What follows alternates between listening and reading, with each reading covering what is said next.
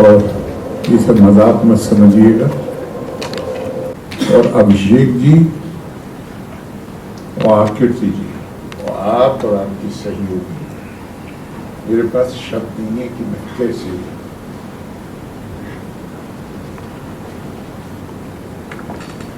किस तरह मैं क्या कहूं आपके काम के बारे में।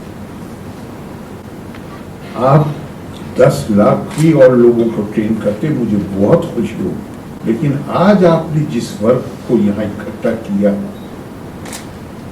ये तो दिल को छू जाने वाला है। मैं आपसे एक बात कहता हूं, जो लोग आपके लिए दरवाजा बंद करते हैं, जिनके दिल में आपके लिए जगह नहीं है, संवेदनशीलता नहीं है, मैं खुश करने के लिए नहीं आपको कह रहा हूं। ना वो अपनी संस्कृति को जानते हैं, ना वो भारत को जानते हैं, ना भारत के इतिहास को जानते हैं। ये दुनिया की अकेली संस्कृति है जो ना तो आपकी खाल का रंग क्या है, आपकी भाषा क्या है, आप किस तरीके से पूजा पाठ करते हैं, आप स्त्री हैं, पुरुष हैं, ट्रांसजेंडर हैं, इससे परिभाषित नहीं होती है ये संस्कृति। ये संस्कृति परिभाषित होती है आत्मा से। इनमें से एक भी ऐसा नहीं है जो यहां बैठा हुआ है जिसके अंदर आत्मा नहीं। भगवान राम वन को जा रहे हैं रात, अगले दिन सुबह को रात में छोटे भाई जो थे, तो थोड़ा गुस्सा जल्दी आता था या गुस्से में आ जाते, लक्ष्मण वो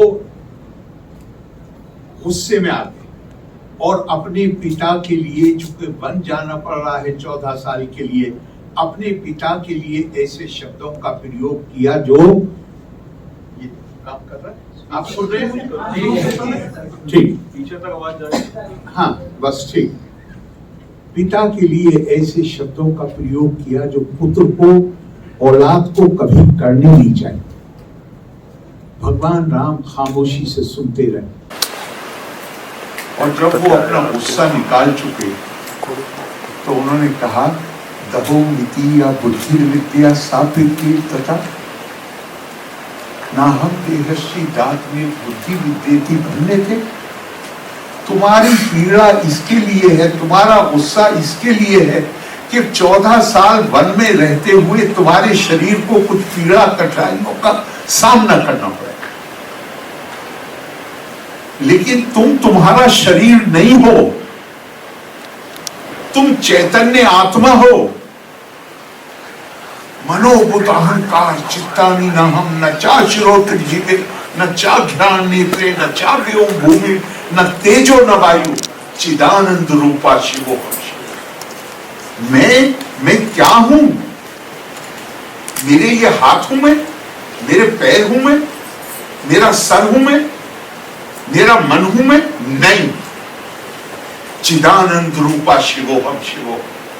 मैं वो हूं जो असल हूं मैं। मेरे शरीर को मौत आएगी, शरीर पैदा हुआ है, लेकिन ये शरीर जिस आत्मा से संचालित होता है वो ना पैदा होती है और ना मरती। मैं वो हूं। उस चैतन्य, उस आत्मा को चैतन्य बनाने की जरूरत है।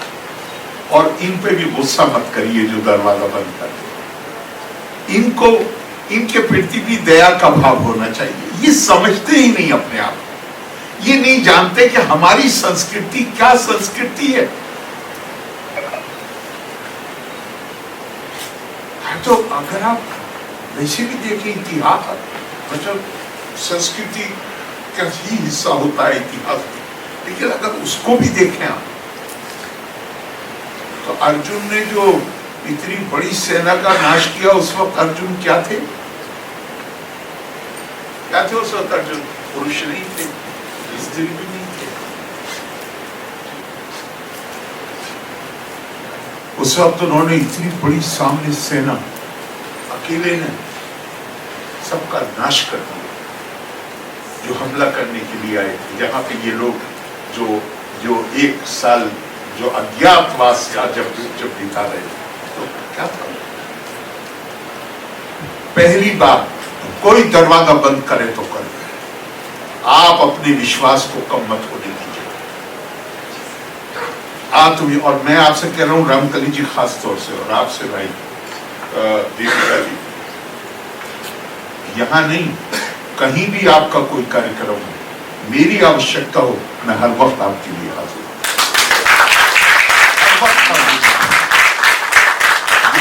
ये इसलिए नहीं कि आरिफ मोहम्मद का कोई बहुत अच्छे आदमी नहीं, मैं भारतीय हूं, ये मेरी संस्कृति है, ये उसकी मांग है कि मेरे दिल में संवेदनशीलता होना चाहिए। और देखिए, जो बिल्कुल हमारे यहाँ तो परमेश्वर की भी जो कल्पना है वो अर्धनारीश्वर की।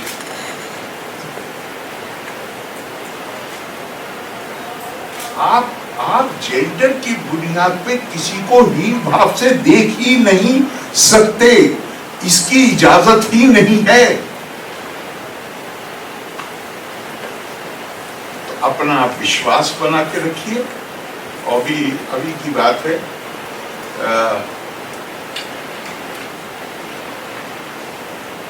बोलने को बहुत देर बोला जा सकता है, लेकिन नहीं, मैं उतना समय आपका नहीं होगा। अभी पिछले हफ्ते माननीय प्रधानमंत्री जी के भाषणों के संकलन का विमोचन, वहां मैंने एक बात कही, क्या खूबसूरत श्लोक है, इसे आप ध्यान रखिए। सूतो व सूत पुत्रो वायो व कोवा भवाम में हम देवा यत्तम कुले जन्मा मदा यत्तंतु पौरुषम।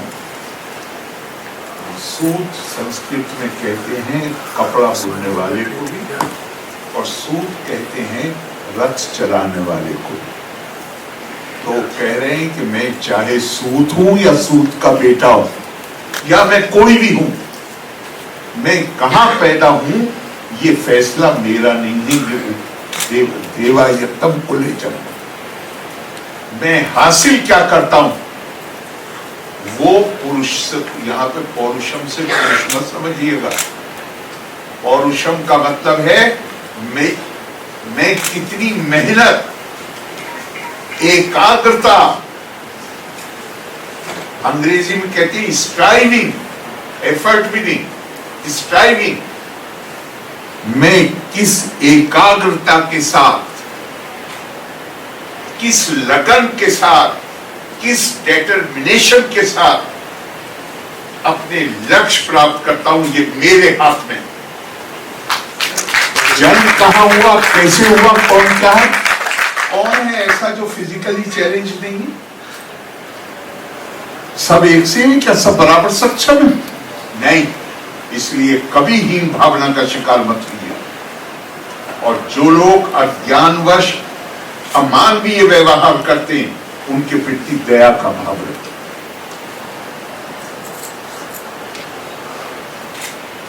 और आप साबित कर सकते हैं, प्रूव कर सकते हैं कि आपके अंदर क्षमता। बल्कि एक और बात मैं कहूँ आपसे, मैं कोई साइंटिस्ट नहीं हूं, मतलब मैंने यूनिवर्सिटी में नहीं पढ़ा है वो सब, लेकिन ऐसे पढ़ने का शौक है। फिर का एक नियम, अगर वो आपसे कोई एक चीज की कमी करता है तो किसी और चीज में बढ़ोतरी कर दे।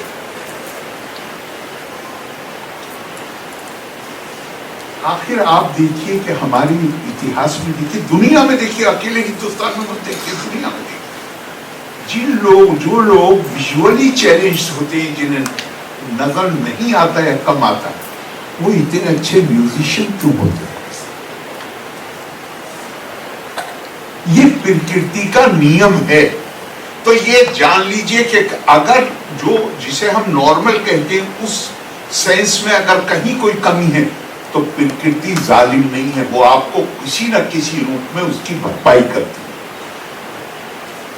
और आपके लिए तो मैं कहता हूं अभिषेक जी और आकृति और जो भी आपके सब सहयोगी हैं, एक कहा गया है जिंदगी में अपने लक्ष्य प्राप्त करें। जो भी आपने अपना लक्ष्य निर्धारित किया और सफल जीवन जीने वे वसा यात्मिका बुद्धि एक गुरु ने बहु शाखा हियानताश्चा बुद्धया अव्यवसायी नाम। आदमी की अप्रोच बिल्कुल प्रोफेशनल होनी चाहिए। जैसे अर्जुन को चिड़िया की एक आंख नजर आती थी, ना उसे पेड़ नजर आया, ना उसे पूरी चिड़िया नजर आई। आंख को भेदना है तो आंख ही नजर आई। व्यवसायत्मिका बुद्धि रेख, भगवान कृष्ण कह रहे हैं अर्जुन से, ऐसे ही नहीं अर्जुन को आंख नजर आई थी। ये गीता का श्लोक। और मुझे लगता है कि आपको ये बात समझ में आ गई और आप बहुत ही प्रोफेशनल अंदाज से, प्रोफेशनलिज्म और कुछ नहीं होता। प्रोफेशनलिज्म ये नहीं है कि हम पैसा कमाने में लगे। प्रोफेशनलिज्म ये है योगा कर्मसु कौशलम, जो काम करिए उसको इतने अच्छे तरीके से करिए। घर की सफाई करनी है, झाड़ू लगानी है तो भी इतने अच्छे तरीके से करिए कि फिर किसी को उसमें कोई खामी न करना। मैं आपको अपनी शुभकामनाएं देता हूं। आप हमारे अपने हैं, हमसे बिल्कुल भी अलग नहीं है।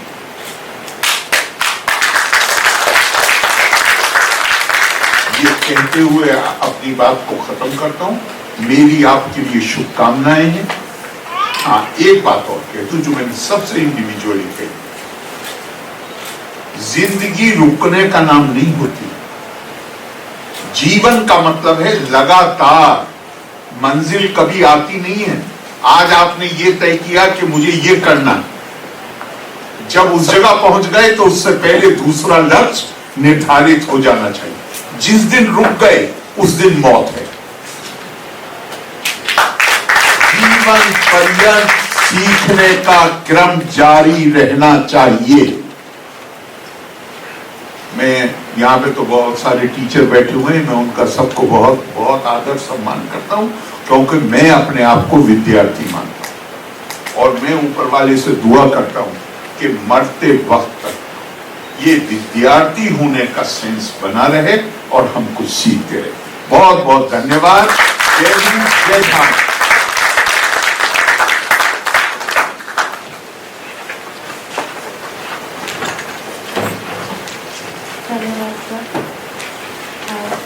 मैं अभिषेक रतन चोला जी, फाउंडर जसनल को आमंत्रित करूंगी कि वो वोट ऑफ थैंक्स दें।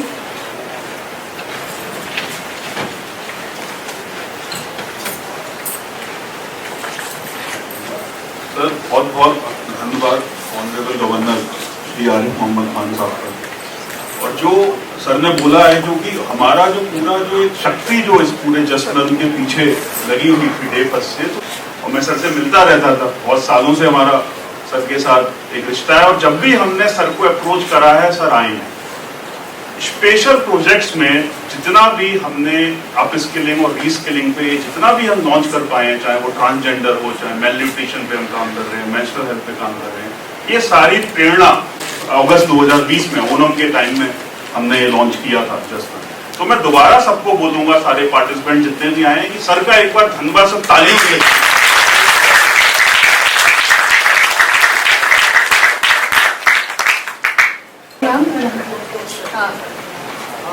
सारे हमारे अतिथि, और आशा है आप सबके साथ हम बने रहेंगे, जुड़े रहेंगे और ऐसे कई कार्यक्रम हम आयोजित करेंगे। हमने तो एक इंटरनल अभी ये बात करते करते नया ऑब्जेक्टिव रख लिया है कि जो हमारा नेक्स्ट सर्टिफिकेट प्रोग्राम होगा उसमें पूरा हॉल हमें हमारे और ट्रांसजेंडर कम्युनिटी के लोगों से और प्रोग्राम्स में चाहिए।